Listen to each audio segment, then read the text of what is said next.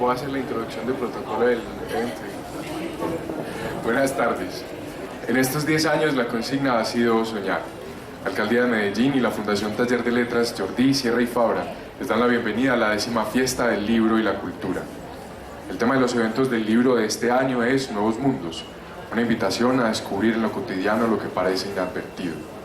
Decía Jack Kerouac que independientemente de cómo se viaje, de los atajos que se tomen, del cumplimiento o no de las expectativas, uno siempre acaba aprendiendo algo. Esta actividad hace parte de la franja de lanzamiento de libros y se ha diseñado con las editoriales para presentar sus novedades. Recuerden visitar nuestras redes sociales y usar el hashtag #FiestaLibro. En esta ocasión, entonces, tendremos el lanzamiento de los libros Cura del sentimiento de culpa y de la depresión, culpabilidad y crimen, y El malestar en la empresa, de Elkin Villegas. Nos acompañan para presentarlo Milena Alcázar Paternina, Julián Esteban Hurtado y Natalia Becerra. Les damos la bienvenida. Bueno, buenos días. Para empezar, pues podemos decir que Elkin Emilio Villegas, que está aquí con nosotros, es psicoanalista practicante. Ha publicado estos 3 libros y entonces, con base como en el curso del tiempo, en el transcurso del tiempo, vamos a ir dinamizando la conversación fundamentada en cada uno de esos 3 libros, de los que ya pues se han presentado, ¿sí? Entonces, demos inicio.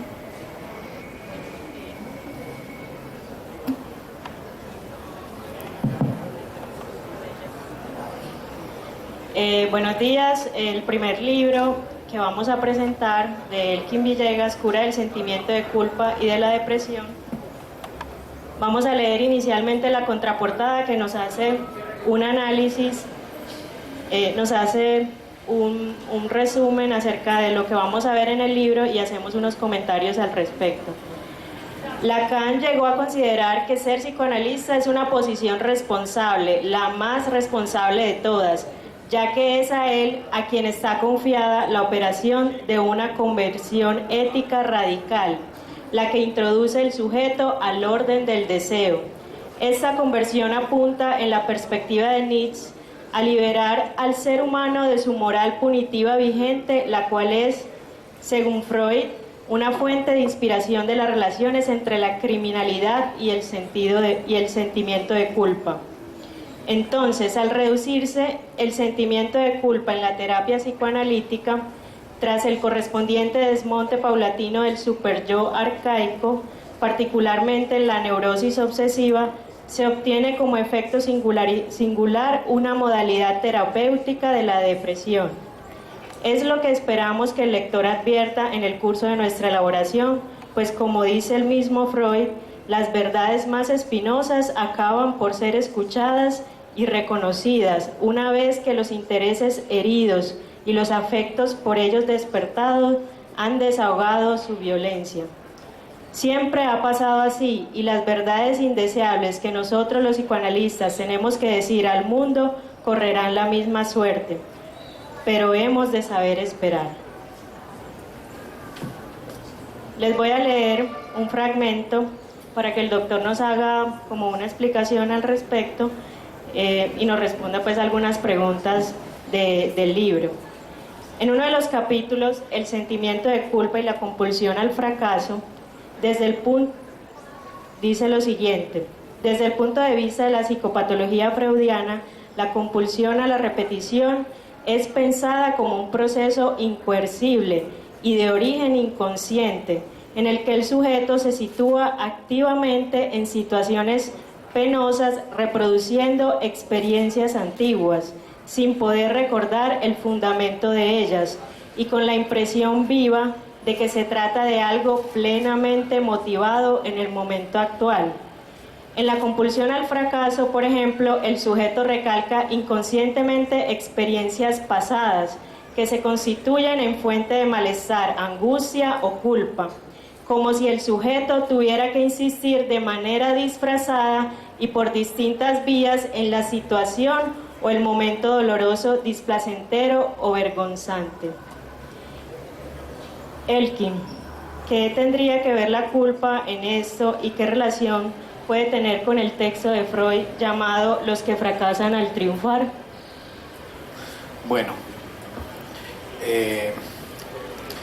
hay que decir que el psicoanálisis, a diferencia de otros discursos, ve en las compulsiones la presencia de motivaciones inconscientes, es decir, motivaciones que, como decía Lacan, el sujeto no sabe que sabe. O sea, todos los seres humanos tenemos en nuestro inconsciente un saber que olvidamos, y por eso Lacan decía que al inconsciente se le podía definir como un saber que el sujeto no sabe que sabe.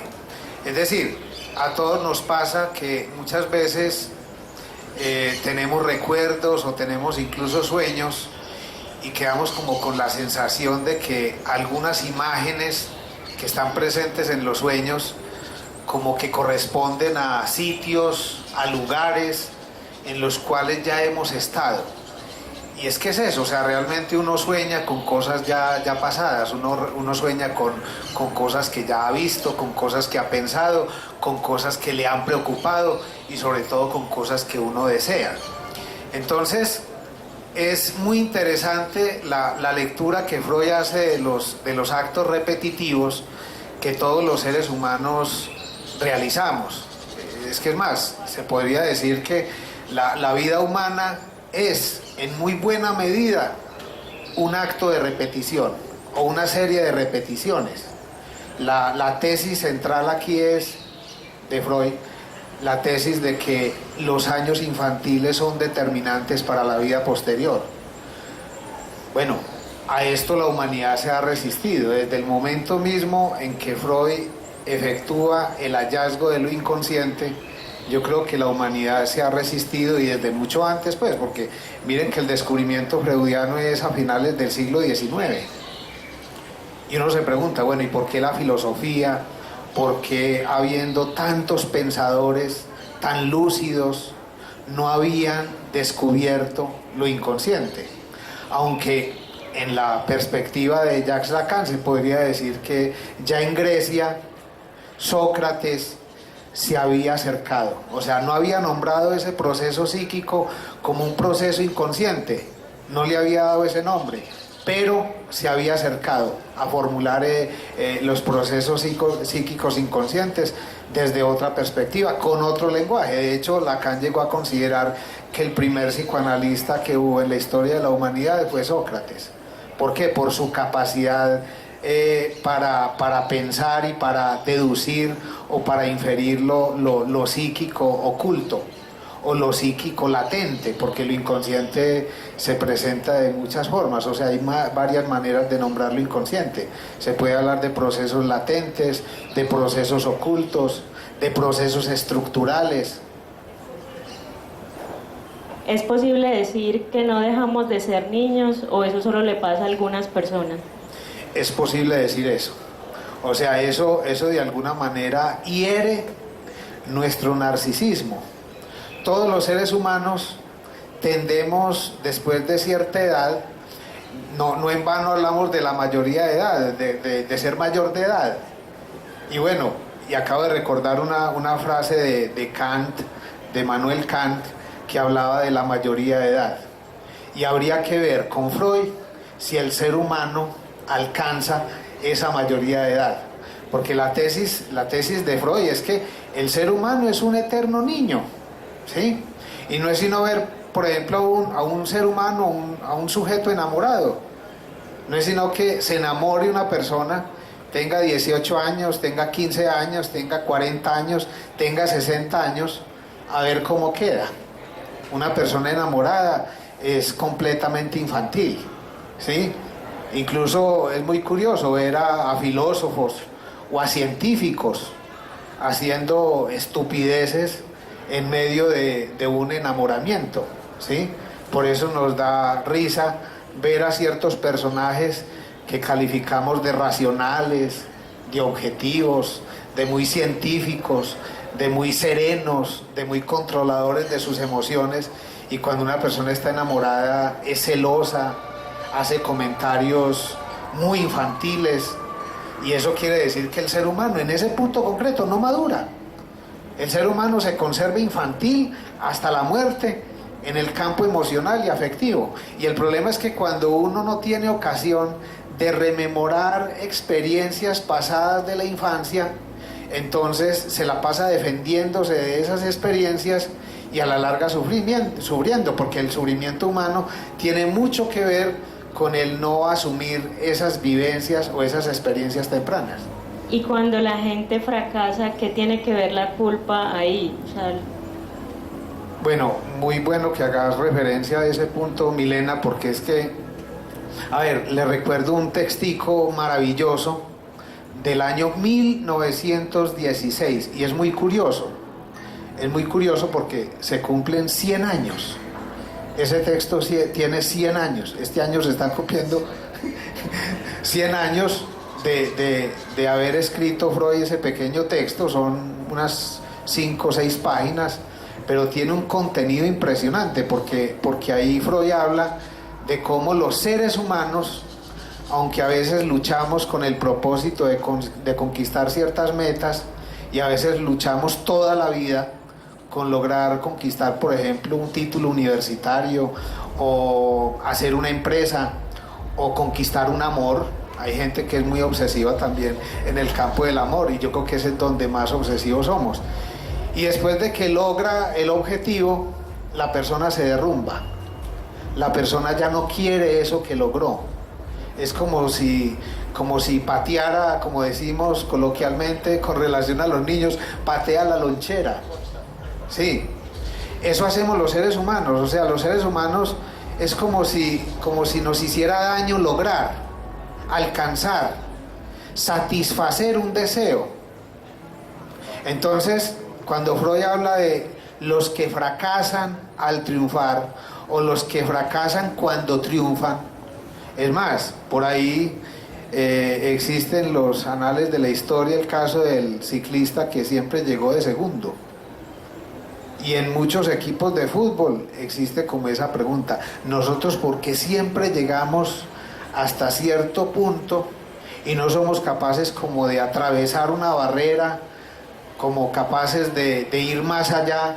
Y cuando digo más allá, bueno, aquí hay que pensar, por ejemplo, en lo molesto, en lo doloroso, en lo generador de culpa que es para todo hijo ir más allá que sus propios padres.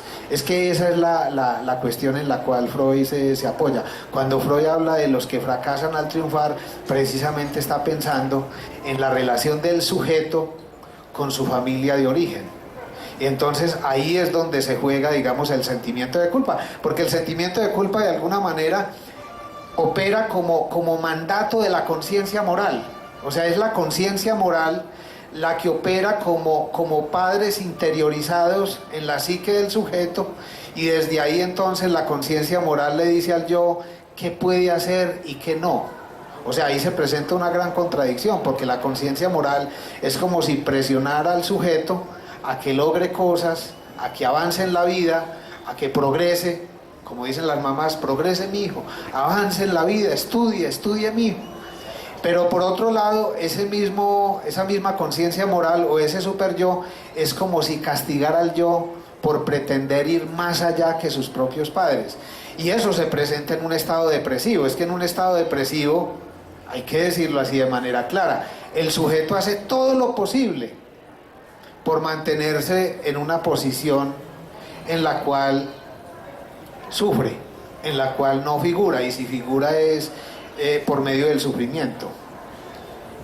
En el libro usted habla, pues hace como un recuento filosófico de la culpa, y luego habla pues como lo que es el sentimiento de culpa, donde dice lo siguiente: el sentimiento de culpa, tal y como nos lo enseña Freud y como constatamos en la experiencia analítica, es la consecuencia en el yo del influjo de un superyo cruel, o como más lo conocemos coloquialmente como la conciencia moral severa.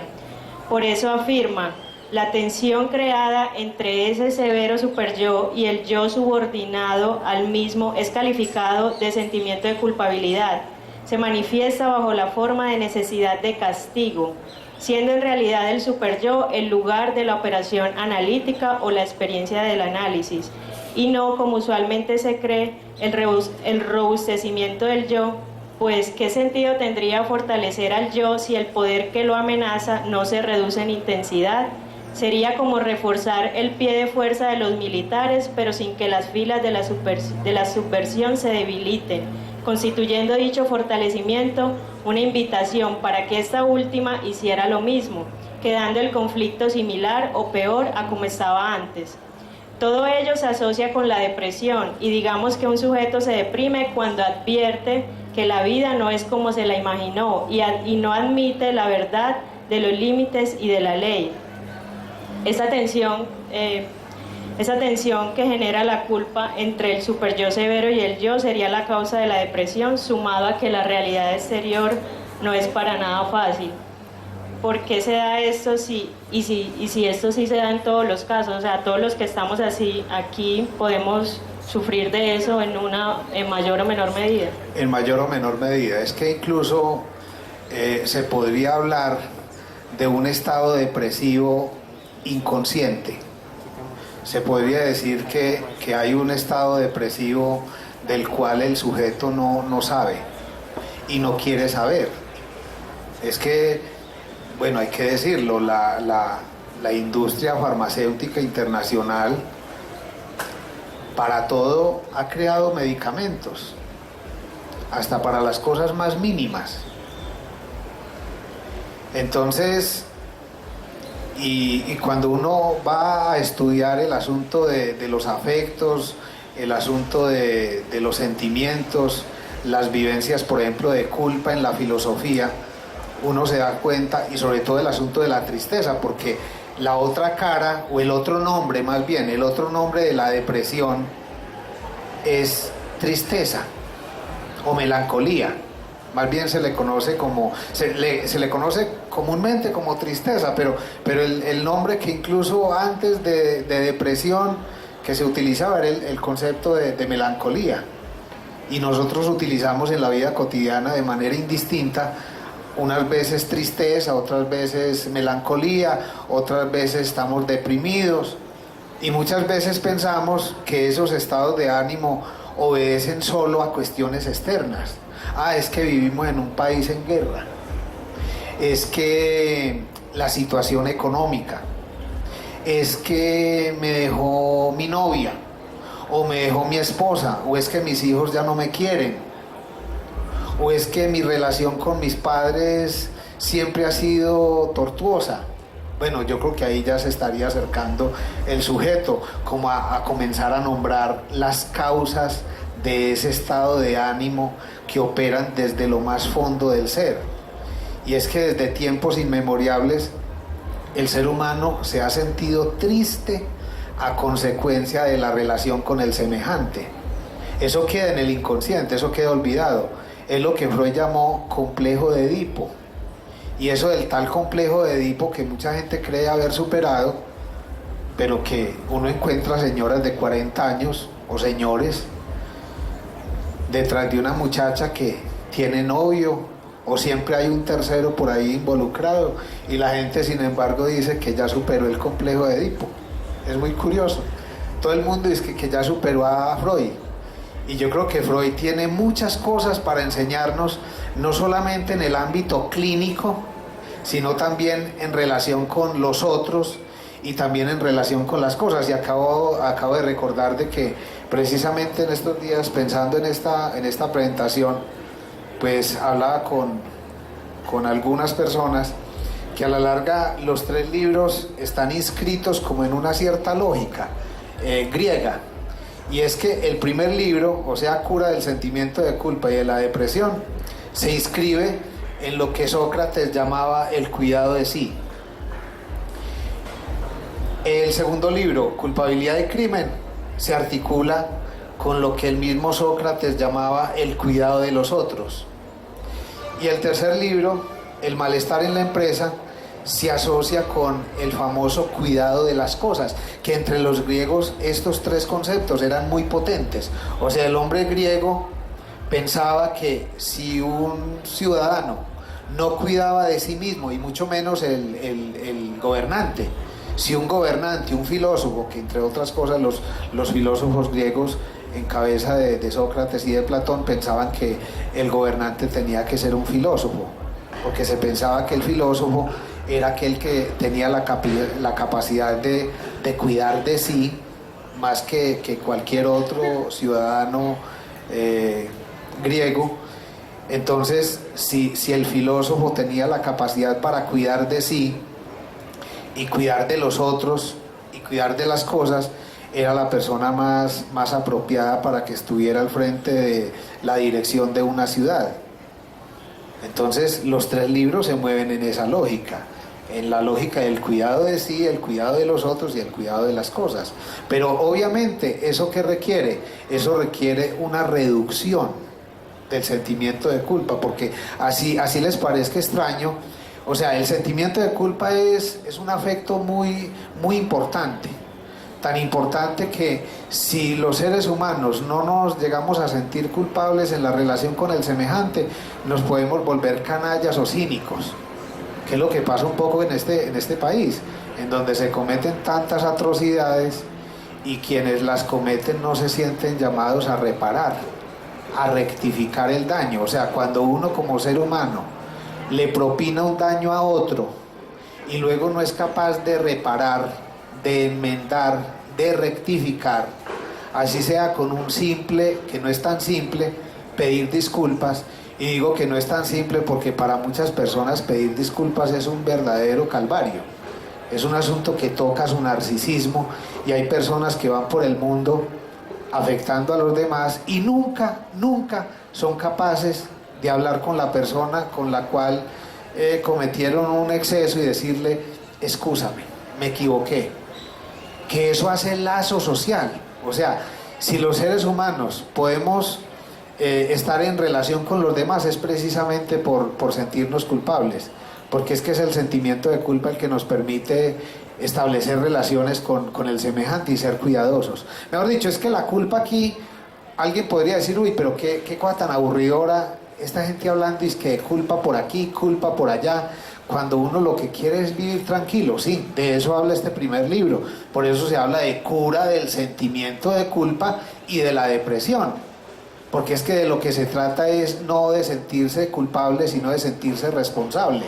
O sea, es que la operación analítica o el tratamiento de la culpa o de la depresión que yo realizo tiene como propósito operar una vuelta de tuerca, o sea, transformar el sentimiento de culpa, que muchas veces opera como algo imaginario, lo transforma en responsabilidad y en ética del deber. Y eso ya produce un estado de tranquilidad del alma, la famosa tranquilidad del alma de la que hablaban los griegos y los romanos. Creo que se produce con una experiencia de psicoanálisis en la cual se puede, o sea, en donde, bueno, no en todas las experiencias de psicoanálisis se da esto. O sea, esto requiere que el psicoanalista primero haya podido desmontar el sentimiento de culpa en sí mismo, para poderlo promover en sus curas, en sus tratamientos, en la relación con otros. Y requiere también que ese sentimiento de culpa se haya reducido desde el punto de vista de lo imaginario, porque el sentimiento de culpa tiende a estar del lado de lo imaginario, que esa es otra propuesta incluso desde el punto de vista de la fe. Alguien me preguntaba: hombre, pero ¿a usted por qué le preocupó? No, aquí se me salió un lapsus. Bueno, debe ser que estoy preocupado por algunas cosas. Pero alguien decía: ¿a usted por qué la editorial San Pablo le publicó esos libros que tienden a ser como medio peligrosos? Porque es que hablar de cura del sentimiento de culpa y de la depresión en un mundo atravesado por el discurso científico y por la medicación, porque los tratamientos que yo hago no requieren medicación, es un poco peligroso. Y hablar, por ejemplo, de culpabilidad y crimen desde el punto de vista del diálogo de la filosofía con el psicoanálisis también es un poco peligroso.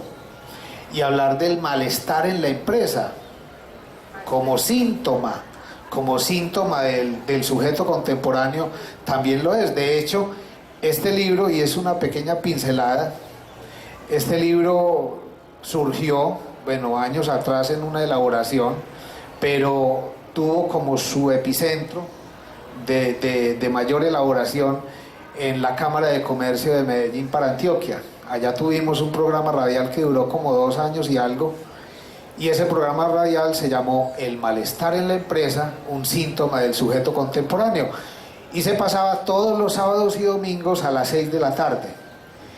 Y yo recuerdo que un periodista allí, Benjamín Castro, me decía: oíste, hombre, malestar, porque me bautizó así, oíste, hombre, malestar, vos es que tenés rosca con Uribe o con quién, no sé, en ese entonces era, y él me decía: es que ¿cómo es posible que permitan en la Cámara de Comercio de Medellín que saquen al aire un programa tan crítico como ese de El malestar en la empresa? Y era crítico en el título, pero yo creo que era un fresquito, era como un bálsamo en el contenido, porque por allí circuló muchísima gente, mucha gente que incluso ustedes seguramente, profesores notables de la ciudad, pasaron por ese programa, como por ejemplo el profesor José Guillermo Ángel, Memo Ángel.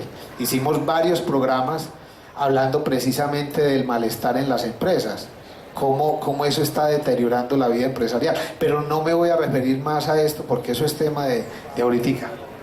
Bueno, siguiendo esa idea de continuidad, de que los libros están relacionados, que lo están, voy a permitirme entonces leer el prólogo, porque precisamente como dice Elkin, este prólogo al libro Crimen y Culpabilidad fue hecho por Memo Ángel. Culpabilidad y crimen, perdón, ahí hay un pequeño lapsus también que hay que corregir. Culpabilidad y crimen.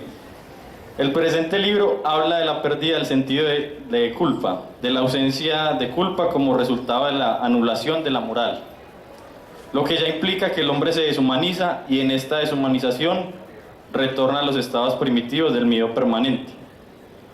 La agresión constante y la multiplicación de las enfermedades mentales que no solo deforman la realidad, sino que llevan a la destrucción de lo cercano.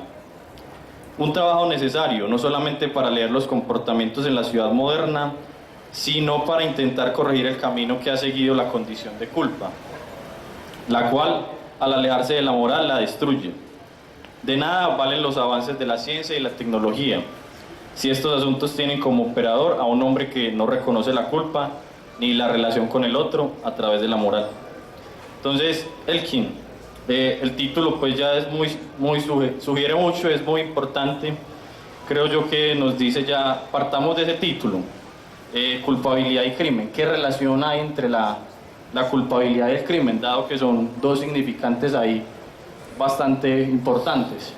Bueno, en realidad ese título a mí se me ocurrió en el contexto de una maestría en filosofía, y surgió a partir de múltiples lecturas realizadas en torno a un filósofo muy contemporáneo, bueno, ya murió, un filósofo francés de nombre Paul Ricoeur. Ricoeur se acercó a leer a Freud, fue un gran lector, no solamente de Freud, sino de muchos otros filósofos, pero a mí personalmente me llamó la atención la lectura que hizo Ricoeur de Freud. Y me di cuenta que Ricoeur le daba mucha importancia al concepto de culpabilidad. De hecho, hay un texto de Paul Ricoeur que se llama Finitud y culpabilidad, es un mamotreto, en donde piensa los múltiples problemas que hay ahí. Es una mirada antropológica desde la filosofía y desde la antropología y desde distintos campos al problema de la culpa. Entonces, en esas lecturas recordé que había un textico de Freud, también de 1916, que se llama Delincuentes por sentimiento de culpa o por sentimiento de culpabilidad. Ese textico es muy importante, yo diría que es muy importante para pensar los tiempos actuales y sobre todo para pensar la triste situación, porque hay que pensarlo como una situación triste. No vayan a creer de que las personas que de alguna manera hemos sufrido los efectos de la guerra en Colombia son las únicas personas que sufren. O sea, también el que está allá en las filas de la subversión es alguien que sufre. Y la hipótesis aquí, en este diálogo de Paul Ricoeur con Freud, es que muy probablemente esta gente ha vivido toda la vida sintiéndose muy culpable. De eso es de lo que trata Freud en ese texto, los delincuentes por sentimiento de culpabilidad, que es una pequeña diferencia con respecto al discurso jurídico, porque mientras en el derecho y nosotros en la vida cotidiana pensamos que nos sentimos culpables por haber hecho tal cosa o tal otra, en Freud el asunto es mucho más complejo, y creo que Freud en este punto concreto se articula con el discurso teológico, con el discurso bíblico, ¿sí? Porque en el discurso bíblico el sujeto se siente culpable por haber pensado, ¿sí? ¿Se acuerdan de ese famoso yo pecador? Correcto, hay una conciencia, ¿sí?, que acusa todo el tiempo, permanentemente, sin haber hecho nada. Sin haber hecho nada. O sea, el solo hecho de pensar, el solo hecho de desear, y eso todos lo podemos recordar en nuestro caso personal, en nuestra historia personal, de niños. Es que observen a los niños. A los niños se les dice, no toque tal asunto, mire, ese jarrón costó mucho dinero, no lo puede tocar porque si se cae, mejor dicho, pao, pao. Y siempre el niño, o sea, los seres humanos tenemos la tendencia siempre a hacer las cosas que nos prohíben. Apenas el niño se siente que está solo, va a mirar, a investigar.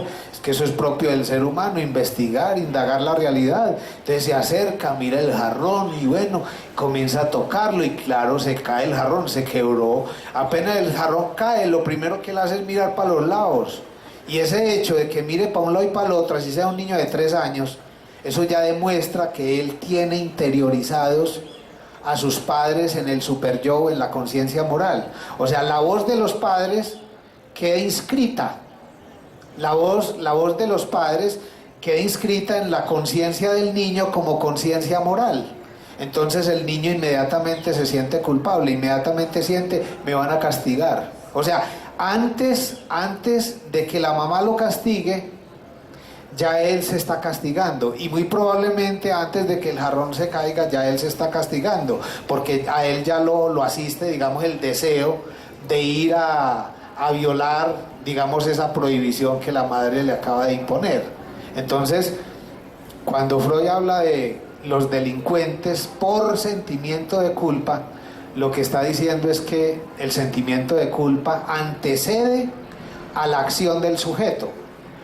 Entonces es muy probable que muchos de los que han estado en las filas de la subversión hayan sido niños terribles, niños que han tenido pensamientos y fantasías de odio, de hostilidad, de muerte en la relación con sus padres, y ese sentimiento de culpa no por haber agredido, no por haber matado a sus padres, porque en eso la humanidad toda es como Edipo, ¿sí?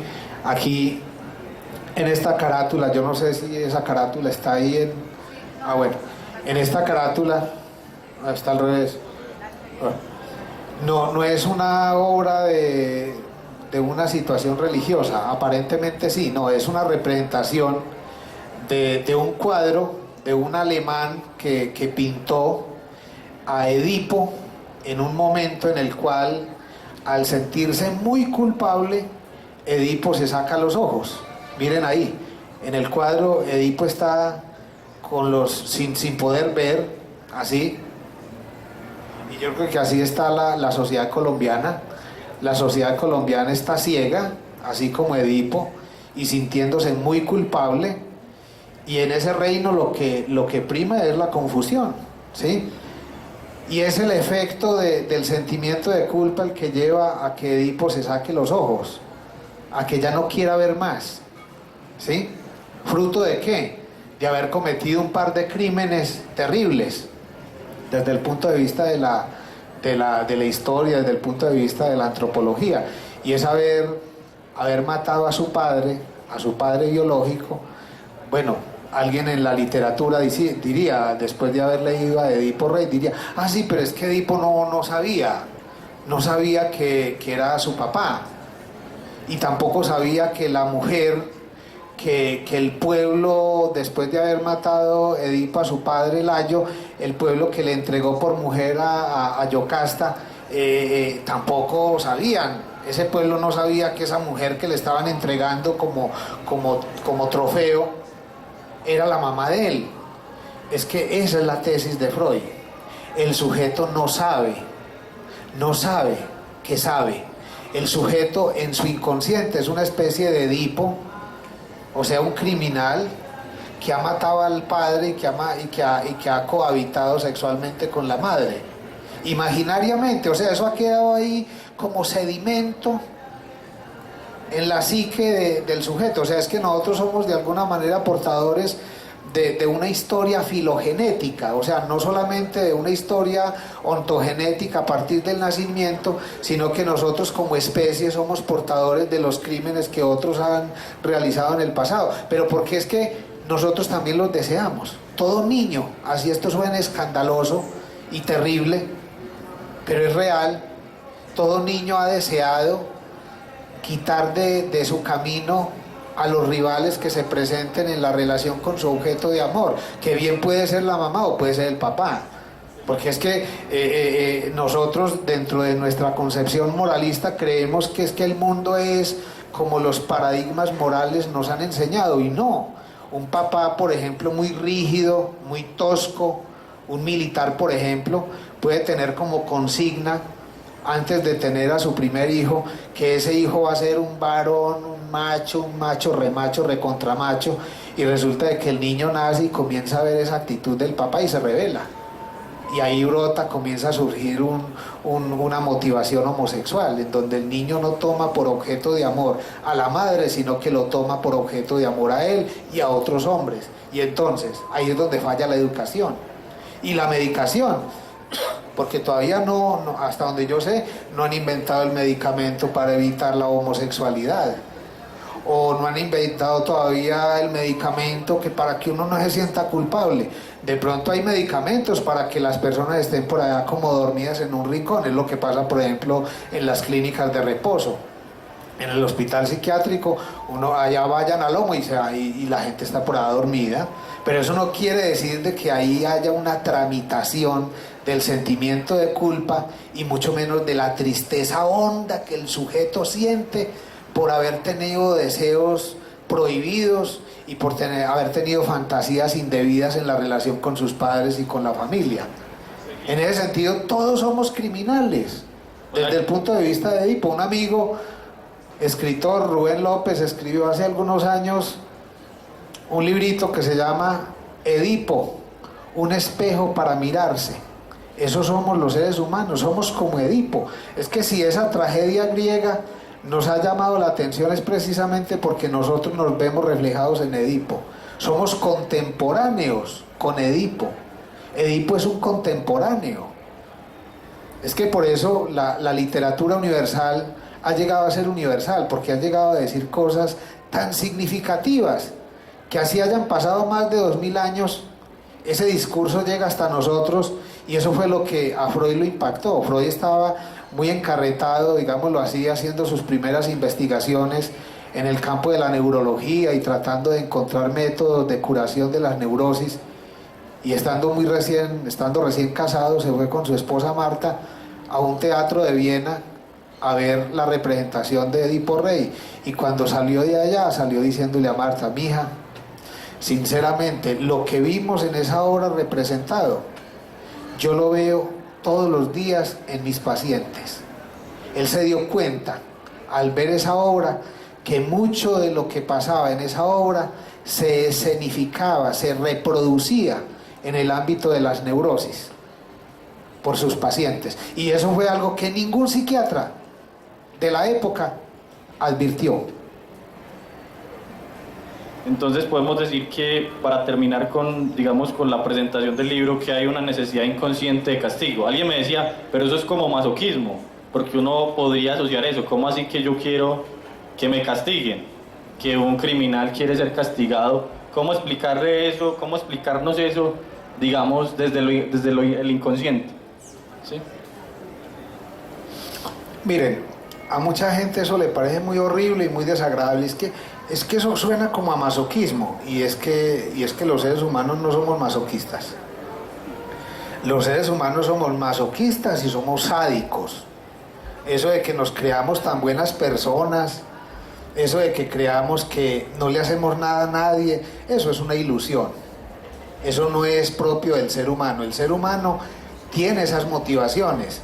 Y es que es apenas lógico. Es que el niño en la infancia es un ser tierno, indefenso, que en muchos momentos puede llegar a sentir la voz de los padres, la actitud de los padres la puede percibir como sumamente agresiva y sumamente castigadora.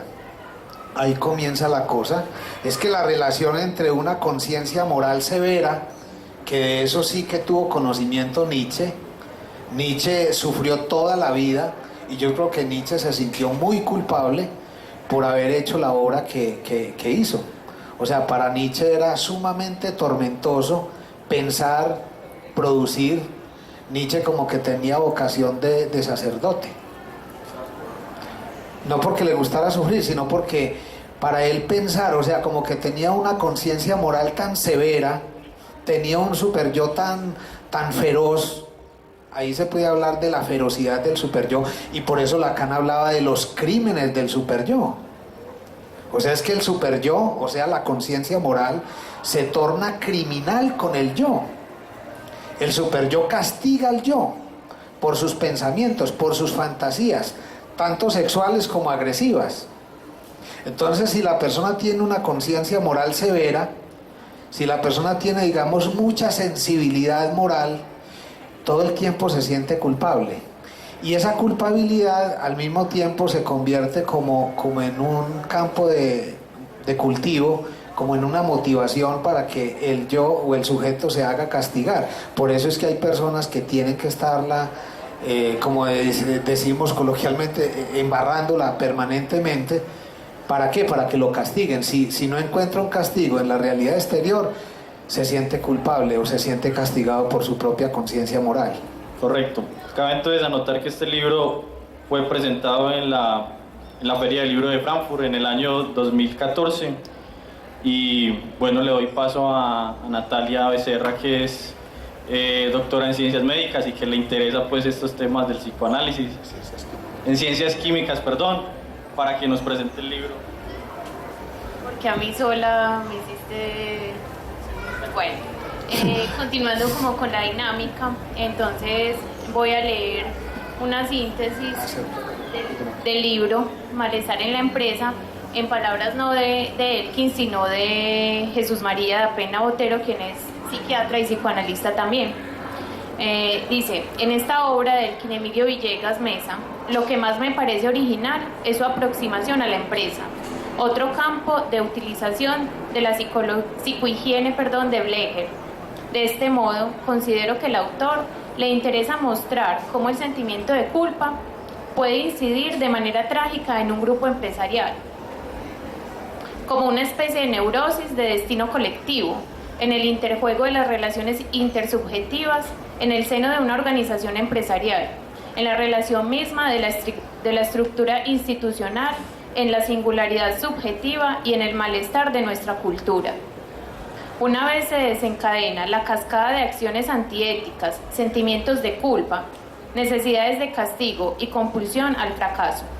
Este proceso es ilustrado por el autor con lujo de detalles, seriamente pensados a la luz de las teorías de la psicología social, el psicoanálisis y la filosofía. Bueno, ya con esta síntesis y con lo que Elkin nos adelantó sobre el título, que suena ya tan controversial, porque malestar en la empresa y su relación, o sea, que precisamente este título haya estado bajo el mismo título presentado en un programa radial, y que ya nos adelantaste un poco de esto, me sigue pareciendo pues como muy increíble que siendo tan controversial en el mundo empresarial haya llegado a convertirse incluso en un texto, y que haya sido parte de un programa de la Cámara de Comercio donde precisamente se promovería el bienestar en la empresa. Como diría Memo Ángel, aquí habría que contar la otra historia de cada uno de estos libros. Y la verdad es que es una historia complicada la que antecede el nacimiento de cada uno de estos libros. Es como todo nacimiento. Estos libros han nacido con muchas dificultades, ¿sí? En especial ese del malestar en la empresa, porque no solamente fue problemático posicionar el programa, mantenerlo durante más de 2 años en la emisora cultural de la Cámara de Comercio de Medellín para Antioquia, porque ustedes saben cómo es la clase empresarial antioqueña, ¿sí? Entonces yo me imagino que muchos de los empresarios que cada 8 días escuchaban ahí hablar del malestar en la empresa, como que sentían algo de malestar, algo de preocupación, como si se tratara de una cosa muy negativa. Y luego el otro problema fue lograr que en la editorial San Pablo aceptaran ese título. Incluso alguien me llamó y me dijo: ¿y por qué no le ponemos a ese libro el título del bienestar en la empresa? Es que eso del malestar suena como tan complicado. Les dije: no, léanlo. Y después hablamos. Yo pienso que es que el contenido es fiel al título. O sea, si el título es ese, es porque ese es el mejor título que pude encontrar, empezando porque hay un capítulo, y se los comento de paso, hay un capítulo en un texto de Freud que se llama El malestar en la cultura. El malestar en la cultura. El capítulo 7 es un capítulo dedicado al sentimiento de culpa. El sentimiento de culpa del sujeto en la cultura. A mí se me ocurrió, y no porque se me haya ocurrido así nomás, porque después de pasar por muchas organizaciones me di cuenta de que uno de los factores comunes en muchas organizaciones de hoy es eso del malestar. La cantidad de gente que vive deprimida, triste, quejándose, y hay una cantidad de filmes, incluso por ahí está una película que llama es que Quiero matar a mi jefe. Ya película con ese título de Quiero matar a mi jefe, no creo que hable de otra cosa distinta que el malestar. O sea, yo no creo que ahí se hable de bienestar en la empresa. O sea, si un sujeto en la empresa quiere matar a su jefe, es porque está experimentando mucho malestar. Así ese sujeto no se dé cuenta de que el malestar es consigo mismo, porque es que ese es el problema en las organizaciones. La persona pone en el afuera lo que le pasa en su mundo interno. Entonces pone su propio super yo en el afuera, y entonces le dan ganas de matar al jefe. Resulta de que el jefe no está afuera, el jefe es su propio super yo, el jefe es su propia conciencia moral, y como no la puede matar, entonces ahí sí procura es que matar al jefe. Pero si logra matar al jefe, me mete en un lío, porque no resuelve el problema. Antes el super yo se torna todavía mucho más punitivo y acusador, y aparte de que termina en la cárcel. Bueno, yo como en un paseíto por el libro, y tal vez pues como por mi estructura de investigadora, hice como en orden resaltar cosas que me llamaron mucho la atención. En la introducción, por ejemplo, y a propósito de la visita del expresidente Mujica, usted enuncia algo que se llama la velocidad del mundo globalizado y la ineficiencia. Y en palabras de José Alberto Mujica, en su famoso discurso en la Cumbre de Río de 2012, en contra de la velocidad del mundo globalizado y mercantil, él dice: el hiperconsumo es el que está agrediendo el planeta, creando cosas que duran poco, porque hay que vender mucho. El desarrollo no puede ser en contra de la felicidad humana, del amor, de las relaciones humanas, de cuidar a los hijos, de tener amigos y lo elemental, porque eso precisamente es el tesoro más importante que tenemos. Dice Elkin entonces: como puede evidenciarse, la dinámica de la velocidad infructuosa en el mundo laboral se asemeja a las enseñanzas de la fábula de Esopo, la liebre y la tortuga. mientras que la tortuga simboliza el trabajo laborioso y bien hecho de las ciencias del espíritu, entre ellas la filosofía. Esta aceleración, la velocidad de un mundo globalizado, el capitalismo, sería, y es una pregunta, ¿usted considera que es una causa, un efecto o de hecho una manifestación del malestar en la empresa? Sin lugar a dudas. Sin lugar a dudas, si en los tiempos actuales mucha gente experimenta angustia, pesadez, aburrimiento, tristeza, depresión, es decir, malestar, porque en esa palabra están reunidas todas estas otras cuestiones. Sin lugar a dudas es por el influjo del capitalismo salvaje, aunque no podríamos atribuirle única y exclusivamente al capitalismo salvaje ese fenómeno del malestar del sujeto en la empresa como síntoma, porque si nos vamos a pensar, por ejemplo, otro tipo de sociedades y en otras épocas antes del surgimiento del capitalismo, podríamos irnos, por ejemplo, para el feudalismo. En la Edad Media, por ejemplo, las empresas, los artesanos, ahí había malestar, ¿o no? Con toda seguridad. La iglesia misma, allá había malestar. Las instituciones educativas, ¿sí? Desde el siglo XI que se crea la universidad. O sea, es que el malestar ha acompañado al ser humano siempre. Y en ciertos modos de organización, dada la dinámica, digamos, económica, ese malestar se puede llegar a incrementar. Incluso hace algún tiempo me enteré de una empresa francesa, creo que se llama Telecom France, y hasta donde me enteré el año pasado ya se habían suicidado alrededor de 28 personas, fruto precisamente del malestar, ¿sí? Entonces, no vayan a creer que es un fenómeno poco significativo en los tiempos actuales. O sea, en nuestro medio incluso, en nuestro medio tenemos conocimiento de cosas terribles a propósito de los falsos positivos, como las Fuerzas Armadas se vieron movidas a tener que presentar resultados de esa manera. O sea, es que por ese afán de resultados el ser humano termina rayando con la inmoralidad.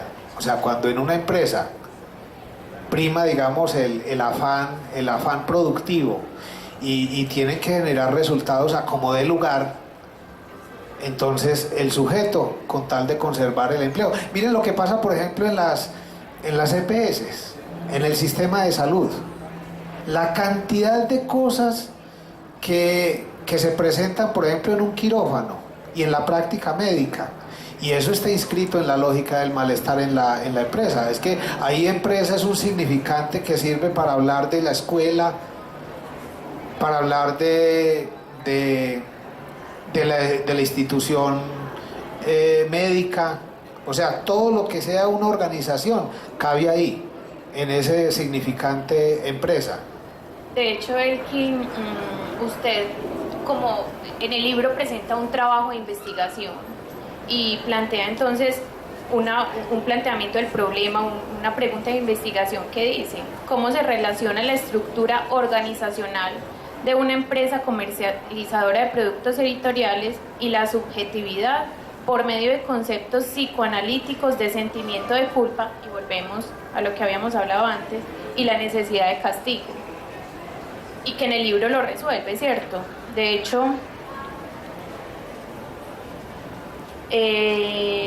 siguiendo, pues dice que la metodología plantea que tal como se muestra en la metodología, un procedimiento que parte de lo observable, esto es la compulsión al fracaso, y se conecta lógicamente con lo que no es observable de forma directa, es decir, el sentimiento de culpa y la necesidad de castigo. Esta sería entonces como su planteamiento del problema y la forma en que lo aborda metodológicamente. Y de hecho, pues se especifica y se desarrolla en el texto, que nos podría decir, pues, si estoy haciendo una buena lectura de... Sí, es que Es que la metodología está en esa lógica, incluso el método que se emplea es un método que bien podríamos llamar abductivo o paradigma indiciario. Paradigma indiciario en el sentido de partir de indicios.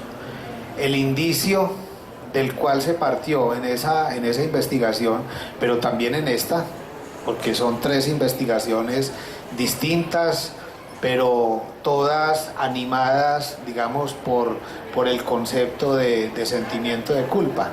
O sea, aquí mientras se habla del sentimiento de culpa, en el caso del sujeto que sufre con una patología como por ejemplo la depresión, y aquí es necesario, digamos, reducir ese sentimiento de culpa para que haya tranquilidad del alma, aquí ya es necesario tener culpa para poder reparar en la relación con el semejante, en el lazo social. Y allá también es necesaria, digamos, la culpa como un humano sentimiento para poder tener una buena relación con el semejante. Entonces, el método que se emplea es un método que podríamos llamar así, paradigma indiciario o método abductivo, en donde se parte de indicios, de pequeños indicios en una organización, en donde yo comencé a observar que los que participaban en ella, tanto los empleados como los dueños de la compañía, como que los animaba el sentimiento de culpa en el sentido de estar permanentemente haciendo cosas como con el propósito de fracasar. Es que miren que en ese texto palpita el espíritu freudiano de los que fracasan al triunfar. Y no solamente en esa empresa. Ustedes se pueden preguntar, con relación a ustedes mismos o con relación a algún contemporáneo, algún amigo, alguna amiga, el papá, la mamá. Hay personas que trabajan mucho para lograr un objetivo y no se sabe por qué la persona termina como atentando contra eso. Eso es lo que pasa, por ejemplo, en esa elaboración, ¿sí? Los dueños de la compañía finalmente tuvieron que cerrar la compañía porque se dedicaron a hacer tantas cosas tan absurdas inconscientemente. Ellos creían que todo lo que hacían era con el propósito de triunfar, ¿sí? O sea, es que eso es muy propio del ser humano. O sea, los seres humanos nos embarcamos en infinidad de actividades, de proyectos, de propósitos, y muchas veces los demás se dan cuenta de que eso no va para ningún lado, que eso va a poner a la empresa o a la organización en una situación de mayor riesgo que en un mayor beneficio, y uno no se da cuenta. Es más, yo me temo, ojalá yo me equivoque, pero me temo que eso es lo que está pasando en este momento en el país, que el país está totalmente dividido.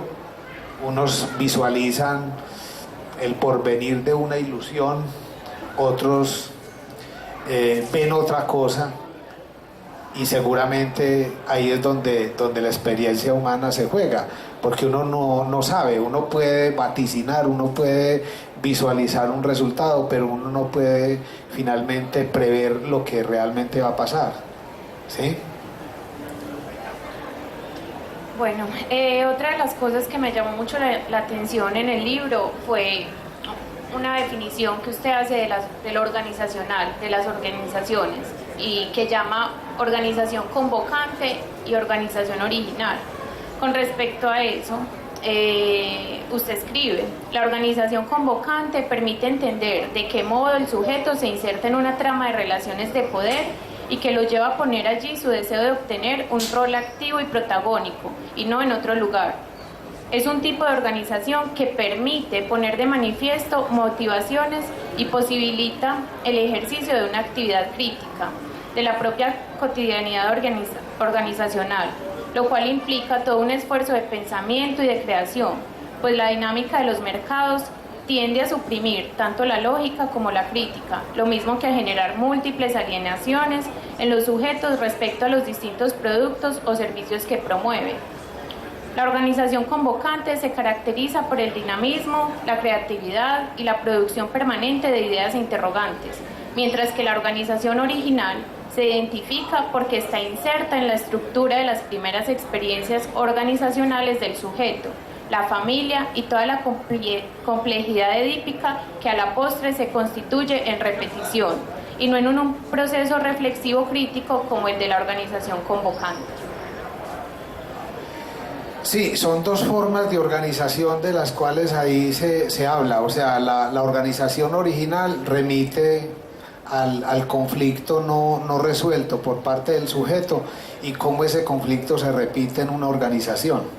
Es que, de hecho, ese es uno de los aspectos que más influye en esto del malestar en la empresa. Cuando uno va a una organización y uno allá termina confundiendo al jefe, a los empleados con el papá, la mamá y los hermanos, de ahí no se deriva nada positivo.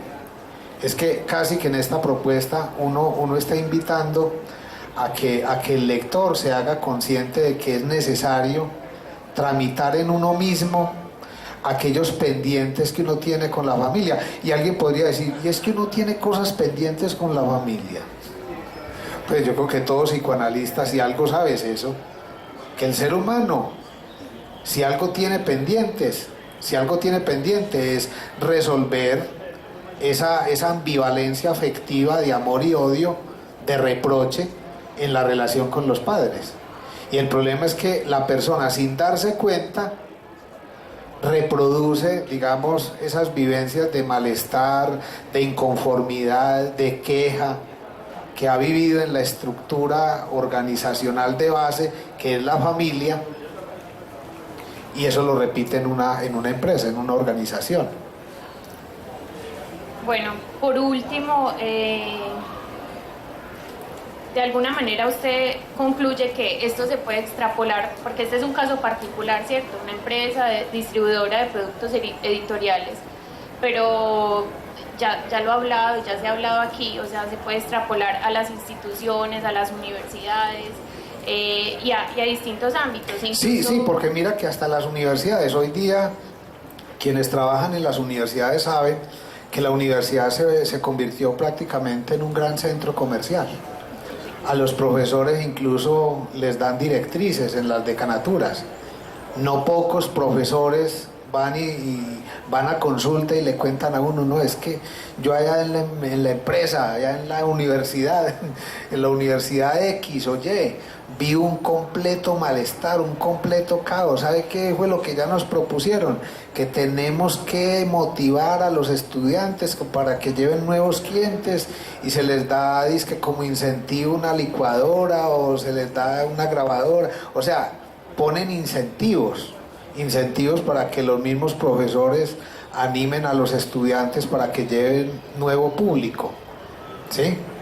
Y ni hablar de lo que pasa, por ejemplo, en otros ámbitos universitarios, en investigación, en otras áreas, en donde hay que producir. O sea, es que la educación es un negocio, ¿sí? Una negación del ocio. Y la salud. O sea, no pocos médicos también se quejan de que no pueden sugerir ciertas cirugías. O sea, ustedes saben cuál es el calvario que mucha gente tiene que pasar para que le puedan atender la mamá o un hermano o un familiar con una enfermedad grave. Tutelas y eso, que ni las tutelas ya funcionan. Y eso tiene que ver con el malestar que tiene que ver justamente con ese propósito que denunciaba Pepe Mujica en Brasil y que también aquí lo hizo en Medellín. O sea, ese afán de consumo, ese afán de rapidez, eso de producir a como dé lugar. O sea, ahí es donde los seres humanos estamos fallando desde hace rato desde el punto de vista ético y moral. Un problema muy serio. Elkin, entonces, con respecto a lo que hemos hablado del capitalismo, el consumismo en la sociedad actual, eso iría como en contra de lo que es el psicoanálisis, cómo se las ve el psicoanálisis con eso y con lo que mucha gente dice como, no, es que eso dura muchos años y es muy costoso. ¿Qué podría decirnos al respecto? Yo creo que en los tiempos actuales la terapia o o la experiencia psicoanalítica, incluso en una de las orientaciones del psicoanálisis en la contemporaneidad, los psicoanalistas allá tienen ya por costumbre no hablar tanto de cura o de terapia o de tratamiento, sino de la experiencia del diván. Yo creo que en los tiempos actuales el psicoanálisis es un bálsamo en medio del ardor de las heridas, tanto internas como externas, en medio del sufrimiento. Yo diría que el psicoanálisis en los tiempos actuales es como una especie de oasis.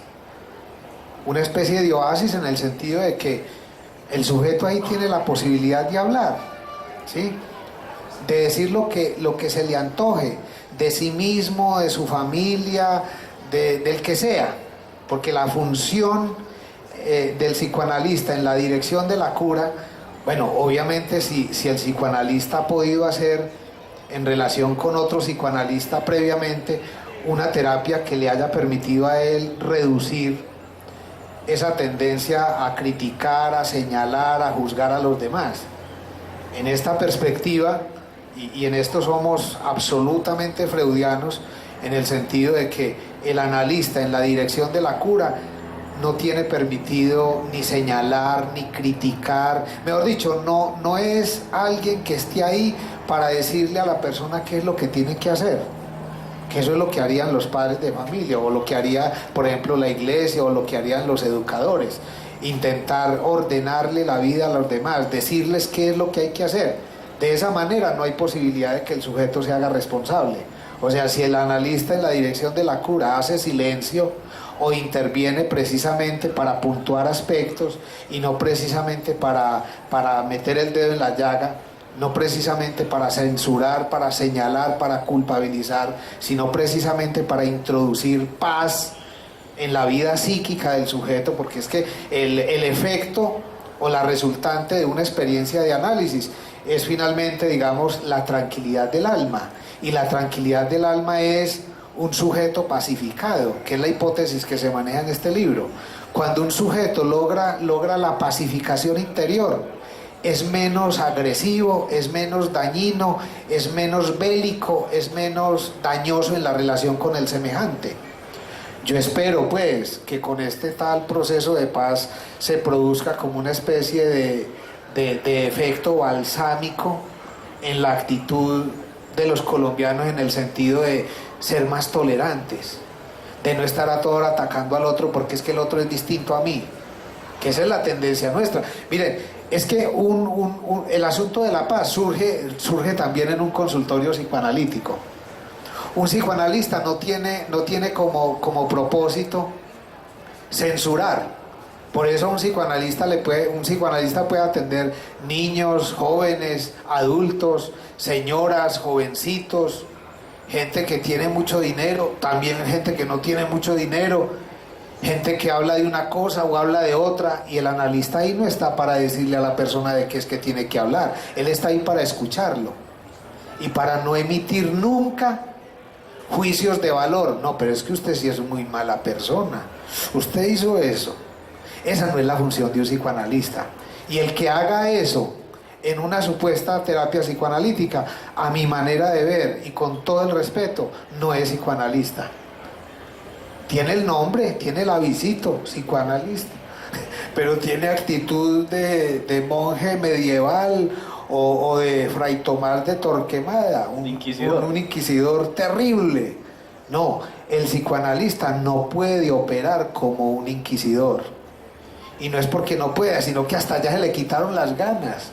O sea, cuando el analista ha tenido que pasar en su propio proceso formativo de años de análisis, o sea, ya él nada lo extraña, ya nada le parece terrible, o sea, es la condición humana, y él escucha y hace silencio, sobre todo en momentos en los cuales la persona se autocastiga, porque sabe que la cura, o sea, la pacificación interior, es producto de una modificación de esa conciencia moral, de ese superyo. Cuando ese superyo deja de ser feroz y deja de atacar al yo, la persona comienza a sentirse más livianita, más tranquilita.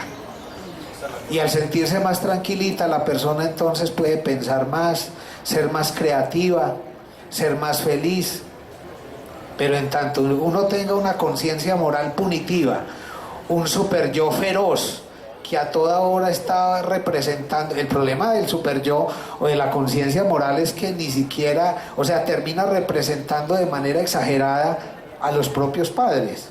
A la larga los padres del niño no fueron tan duros ni tan malos como el niño se los imaginó. Pero el super yo es como si operara de manera, por eso se llama super yo, no es un yo cualquiera. Es como hablar de Superman, ¿sí? Superman, el superhombre nietzscheano, super, o sea, tiene unos poderes excepcionales, tiene una capacidad combativa, punitiva con respecto al yo, que finalmente logra que el yo se aflija, que el yo se entristezca. Las personas muy religiosas y religiosas en términos muy imaginarios, porque uno puede vivir la religiosidad en términos serenos. Hay personas que son religiosas y pueden vivir su fe, pueden vivir su religiosidad en unos términos mucho más pacíficos y tranquilos, de ayudarse a sí mismos, de ayudar a otros, y de una manera muy distinta a como vive la fe o la religiosidad una persona que tiene, digamos, una conciencia moral severa o un super yo punitivo. Es que ahí lo que se vive es un completo infierno. La persona todo el tiempo se siente en un constante malestar. No sé si alguien de pronto quiere hacer alguna intervención, quiere hacer alguna pregunta en el público. Acérquese.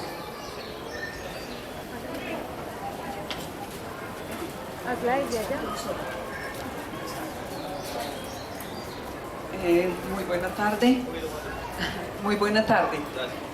Doctor Elkin, al leer su libro Culpabilidad y Crimen, en la página 136 nos habla del hombre moderno.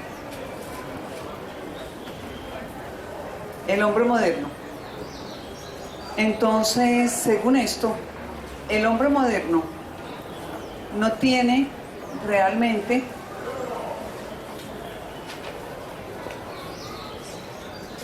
ahí al hablar del hombre moderno se dice que la modernidad se supera a sí mismo por medio de la amnesia de lo sagrado. En Lacan y también en Freud, la figura del padre es el nombre del padre, o sería, y en el psicoanálisis, el super yo. Entonces el sujeto moderno parece ser que tiene una amnesia del inconsciente, y al tener una amnesia del inconsciente está condenado a repetir, como dice Freud. Por tanto, este hombre moderno que se ha constituido en sujeto y objeto de sí mismo sería en la gran caída del sujeto, ¿no? Le han caído sus valores éticos, sus valores morales, incluso los valores religiosos, que en alguna medida también son importantes. Por eso el hombre moderno hoy es más tendiente al crimen. Y yo diría que al sufrimiento. No, muy interesante la pregunta, porque desde distintos ámbitos teóricos, desde la sociología, desde la antropología, desde la historia, desde lo que se conoce con el nombre de las ciencias del espíritu, se suele decir, y no solamente en el psicoanálisis, que hoy asistimos a algo así como la caída de los ideales. Y es que precisamente la modernidad se tiende a caracterizar por ser un mundo en el cual es como si la subjetividad no se tuviera en cuenta, ¿sí? Incluso hay personas para las cuales este discurso puede ser un poco extraño. ¿Cómo así que la culpa? ¿Es que uno se tiene que sentir culpable de algo? Pues yo pienso que si uno es mínimamente honrado, si uno es mínimamente decente consigo mismo y ha cuidado de sí y tiende a cuidar de los otros y de las cosas, uno mínimamente se tiene que hacer preguntas en la relación con el semejante. O sea, yo no creo que haya un solo hijo sobre la faz de la tierra tan bueno, que nunca se haya hecho una pregunta que lo haya sentir un poco angustiado o triste o deprimido por sus acciones en la relación con sus padres. Pues yo no creo eso. Si ustedes lo creen, me excusan por de alguna manera cuestionar esa creencia de ustedes, pero yo no tengo esa creencia. Yo pienso que el ser humano es un ser atormentado desde adentro, ¿sí? Así exista un discurso como el discurso de la ciencia o el discurso capitalista que nos hace sentir insensibles, que nos hace creer que todo lo que hemos hecho lo hemos hecho muy bien. Sí, hay gente que incluso, eso pasa mucho, por ejemplo, con la gente importante de la farándula. Le preguntan, bueno, ¿y usted se arrepiente de tal cosa en el pasado? Y la persona dice, no, la verdad no, yo si tuviera la ocasión, la oportunidad de volver a vivir hace 20 años tal o cual situación, yo volvería a hacer lo mismo. Pues, perdónenme, pero eso es como tener una mentalidad muy pobrecita. O sea, los seres humanos, es más, si a mí me dieran la oportunidad de volver a estudiar otras cosas que de pronto desprecié en la primaria, las estudiaría. Otras tantas que, por ejemplo, no estudié con el debido cuidado en el bachillerato, las estudiaría. O sea, yo creo que cuando uno mira para atrás, el problema es que en los tiempos actuales de modernismo, de moda, de semblantes, de apariencias, porque es que el mundo actual es el mundo de las apariencias, en donde la gente cree que puede descrestar a los demás con la apariencia, o sea, con el carro bonito, con la ropa bonita. O sea, vivimos en un mundo de apariencias y creemos que la apariencia es lo real de lo humano. No, el psicoanálisis, yo creo que por eso en esta época no gusta casi el psicoanálisis y tampoco la filosofía, porque son dos discursos, y a la larga la teología, son discursos que apuntan en la dirección del ser, que apuntan al ser del cual no queremos saber absolutamente nada, porque creemos y estamos metidos en ese paradigma mercantil de que todo es apariencia. Ya hay gente que incluso no cree ni siquiera en el amor. Incluso entre los muchachos se habla con cierta frecuencia de que el que se enamora pierde. Se utilizan esas frases. Me parece muy interesante esa... Algo que también tengo aquí. En la página, no, un momentico, tengo derecho porque ya hablé con ella. Sí. Lo curioso, aquí en la página 140 dice, lo curioso es que la gente en todas las épocas se ha considerado moderna. Así siga sujeta al pasado, o sea, un efecto de él. Entonces, con base en esto, el sujeto moderno, según eso, ha perdido totalmente la dignidad. Y también en el capitalismo salvaje la vida no le importa.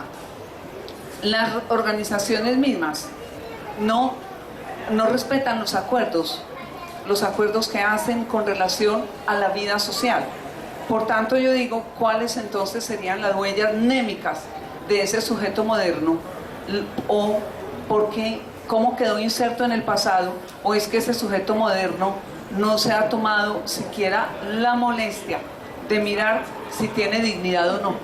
No, yo pienso que tu pregunta es muy interesante porque precisamente apunta en esta dirección. ¿Se acuerdan lo que les decía ahorita respecto de esta carátula de un alemán que se llama Ernest Macher, que pintó un momento de la historia de Edipo Rey? Y yo creo que esta pintura representa muy bien al sujeto contemporáneo, y no solamente al colombiano o al latinoamericano, sino que diría que al sujeto en la modernidad o en la posmodernidad. Un sujeto que cree que no tiene ser, que no tiene alma, que no tiene subjetividad, que no sufre de nada. Es más, es que cuando yo hablo, por ejemplo, de cura del sentimiento de culpa y de la depresión, en algunos contextos, incluso médicos psiquiátricos, los psiquiatras me miran así como raro, porque como ellos tienen el paradigma de que a la depresión se le ataca siempre con medicamentos, y yo llevo más de 20 años atendiendo personas con problemas depresivos sin medicamentos. Y alguien diría, ¿y solamente hablando? No, esa sí no se la creo. Solamente la persona va donde usted y habla y habla y habla, y de esa manera se va reduciendo el sentimiento de culpa y la depresión. Pues sí, fíjate, como dice el chavo. O sea, cuando un sujeto, es que el problema de los tiempos actuales es que la gente ya no tiene ni siquiera con quién hablar. Es que si en una época ha sido necesario un psicoanalista, yo creo que en esta época todo el mundo está solo, conectado a un equipo, conectado al celular y sintiendo la satisfacción imaginaria, porque eso es una fantasía, de que tiene yo no sé cuántos seguidores en Facebook, que es que tiene 2000 amigos. ¿Y para qué le sirven los amigos? Si usted tiene una dificultad física, una enfermedad, alguno de esos amigos que pone sus foticos permanentemente en el Facebook o en esas otras redes sociales, corren carrera a asistirlo a usted. Es que el problema es que en los tiempos actuales ni siquiera sabemos qué es la amistad. Y en ese sentido se puede hablar de un ser humano indigno, de un ser humano que ya no tiene dignidad, de un ser humano que no tiene ni siquiera solidaridad, no tiene, digamos, disposición amorosa en la relación con el semejante, y eso sí es muy grave. Y yo creo que por eso es que la industria farmacéutica internacional y la psiquiatría en todas partes del mundo, ellos dicen que es que el problema de esta época, el problema de este siglo, es la depresión. Claro, todo el mundo está triste, todo el mundo está aburrido, todo el mundo no encuentra, la mayoría de la gente no es capaz de encontrar, por ejemplo, en la lectura una diversión. A mí me encantan este tipo de espacios, porque es que los que estamos aquí de alguna manera somos rebeldes en cuanto a lo que el resto del mundo hace los fines de semana, dizque para divertirse.